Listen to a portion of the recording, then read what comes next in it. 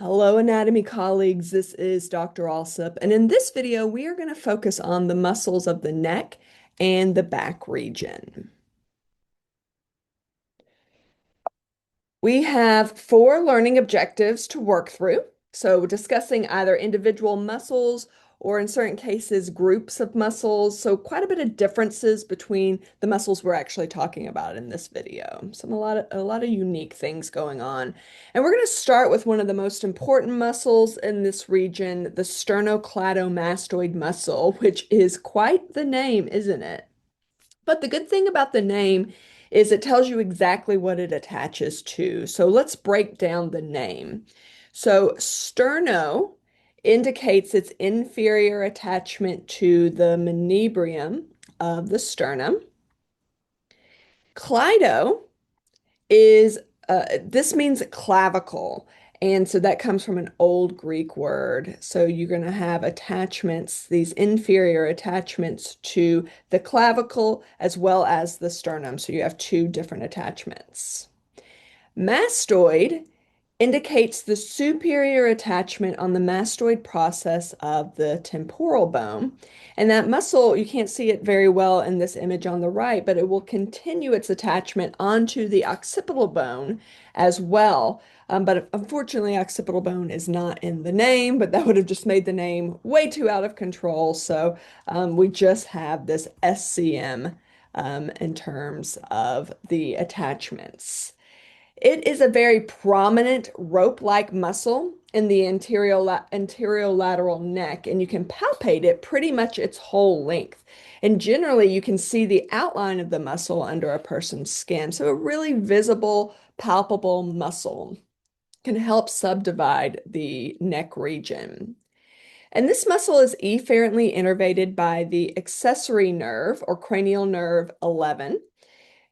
Efferently indicates that this is the motor innervation of this muscle. And so usually when I say a muscle is innervating when I say a nerve is innervating a muscle, I mean both the motor and sensory innervation. So the sensory innervation when we're talking about a muscle would deal with pain and proprioception. So that nerve generally will have both motor and sensory axons wrapped up in a nerve. This is not actually the case with the accessory nerve. It is a purely motor nerve.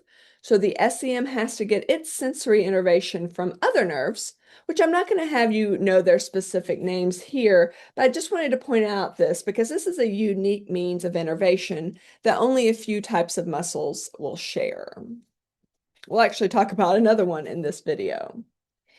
The sternocleidomastoid muscle has some complex actions and actually more than I'm going to get into for this video.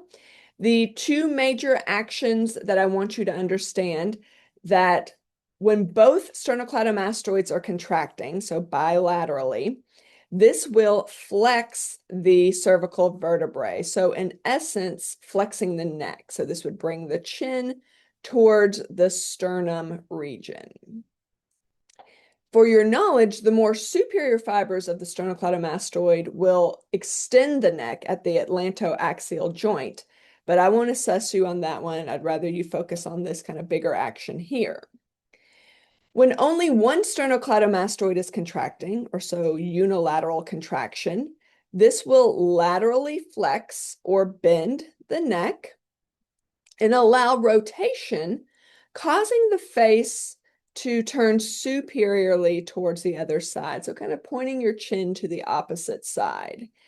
And doing this action really allows for you to palpate the sternocleidomastoid its whole way.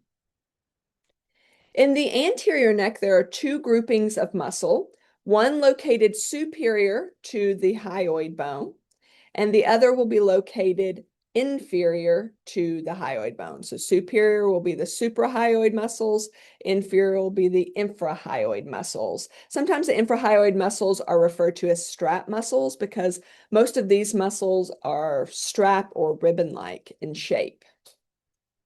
Suprahyoid muscles, of which there are four pairs, connect the hyoid to various parts of the skull. And these muscles will form the floor of the mouth, particularly the mylohyoid muscle, be the biggest bulk there. And as a group, they will provide a base for the tongue to function, and they can elevate the larynx, and this will play a role in terms of tone production and swallowing. The infrahyoid muscles will anchor the hyoid and surrounding structures like the sternum, and one of these muscles will actually attach on the scapula. And these will depress the hyoid bone, and some of the muscles will depress the larynx, although there is one that will actually elevate it. And because many of these strap muscles will have an attachment to the thyroid cartilage. And these actions can play a role during swallowing or speaking. Let's move to the back, and I want to quickly touch base on two very large superficial muscles of the back. And while they are prominently located on the back, their actions are not so much affecting the vertebral column. They're more so associated with the upper limb, but since they are such large muscles and their muscle bellies are almost exclusively on the back, I wanted to mention them in this video. And the first is the trapezius muscles. Sometimes you just hear these abbreviated to the traps. And the trapezius muscles primarily affect the pelvic girdle. You can see their attachments on the scapula, so mainly moving the scapula. But actually, when the shoulders are fixed, with bilateral contraction of the traps, these muscles actually can extend the head or kind of the neck region. So it actually will play sometimes a role in the vertebral column. Like the sternocleidomastoid muscle, the trapezius is also it has its motor innervation from the accessory nerve, and that is all the accessory nerve or cranial nerve 11 does. It just innervates the sternocleidomastoid and the trapezius muscles. The latissimus dorsi muscles, sometimes referred to as the lats, are another very large pair of muscles in the superficial back, though they are inferior to the trapezius muscles. And these muscles will move the shoulder joint, and it's not a muscle that really moves vertebral column at all, but it's hard to miss in the back as it's very visible in this image on the right, so I wanted to mention it here. Now let's move on to some muscles that definitely do affect movement of the back, aka the vertebral column. And these are often referred to as deep or intrinsic back muscles. They are complex and they're large, and each set has multiple origins and insertions, and there's considerable overlap in territory. So they're just a really complex set of muscles. There are three major groups of deep back muscles. The splenius muscles lie on the posterior and lateral aspects of the neck. The erector spinae muscles are considered more intermediate in terms of depth. They're also the largest set of muscles in the back, so we will focus a bit more on these in the next slide. And the deepest layer are the transversospinalis muscles, hard to say. These are much shorter muscles. They're typically spanning between transverse processes of vertebrae and spinous processes, so you can understand how short those actually are. So big point here is that there are a lot of different muscles in the back, and together they make a huge mass of muscles. But I do want to spend a bit more time on the erector spinae muscles. Comparatively, these are the most massive of the bunch, and sometimes these are referred to as the long muscles of the back. These can be subdivided into three sets. The iliocostalis muscles, these are going to be the lateral column. The longissimus muscles are intermediate, and the spinalis muscles are the most medial. Think these are towards the spine. I often remember these as with the mnemonic I love spaghetti. So the I for iliocostalis, the L in love for longissimus, the S in spaghetti for spinalis. That's how I remember that order.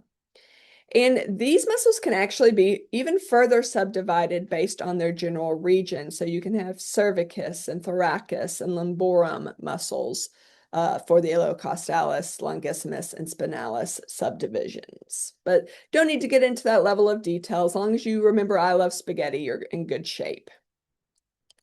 These muscles can be strained, particularly with improper lifting techniques. So when you use your back as a lever, when lifting something, that puts a lot of strain on the muscles and surrounding ligaments. And risk of strain can be actually minimized with good lifting strategy. So that would be crouching, and you're holding your back as straight as possible and really using the muscles of the gluteal and the lower limb region to assist. I do want to note that this video didn't discuss all the muscles in the neck and the back.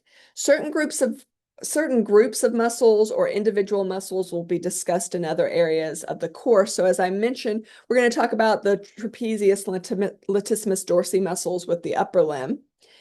The muscles of the pharynx will be discussed in the gastrointestinal section.